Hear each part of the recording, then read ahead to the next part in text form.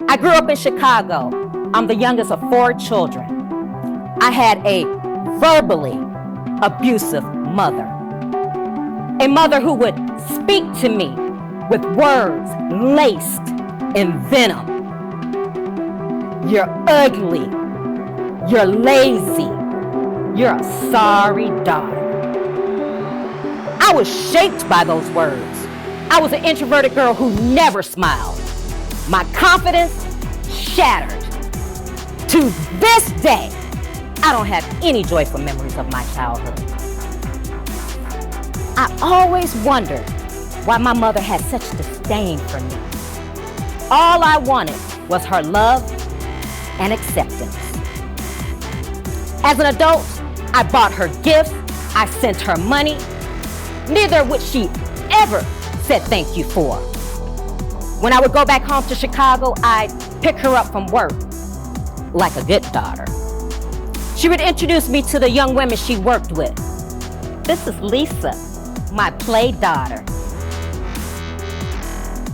As I stood there wanting to cry, the air escaped my body. My heart fell to my feet. Regardless of what my achievements were, I always saw the look of irritation and disgust on my mother's face when I wanted her accepted. I had low self-esteem on one hand, then I was a type A person driven to succeed on the other. I was the first in my family to go to college. I didn't have emotional or financial support, but I got the degree. I was always striving to do better and be better.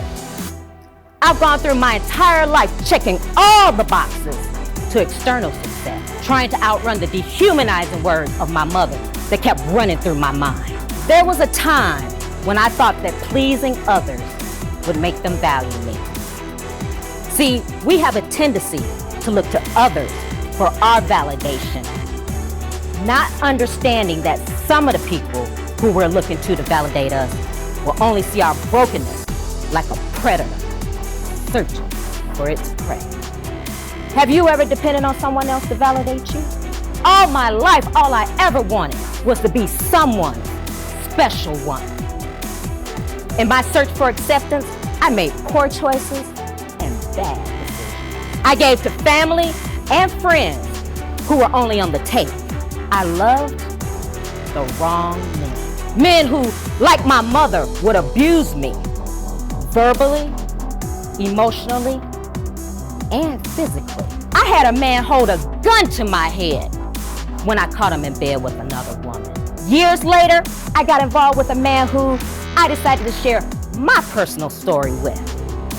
Instead of being understanding, caring, and compassionate, he chose to take what I told him to judge and condemn me. You see, moving forward requires not living in the past.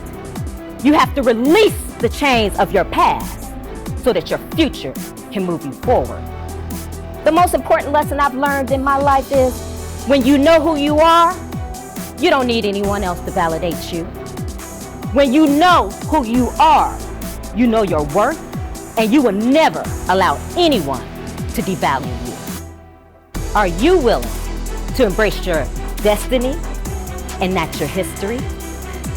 See, your destiny is not because of your history. Your destiny is in spite of your history. If you look over your life and you say to yourself, how did I get here? Don't be discouraged. You are not your circumstance. This is not where your story ends. I want you to know I'm living proof. Your past, it may be a mess, but keep going because your future can be amazing. I'm Trina L. Martin of TrinaLMartin.com. I'm the author of From a Mess to Amazing, 7 Steps to Create the Life You Deserve. I'm unbought and unbossed.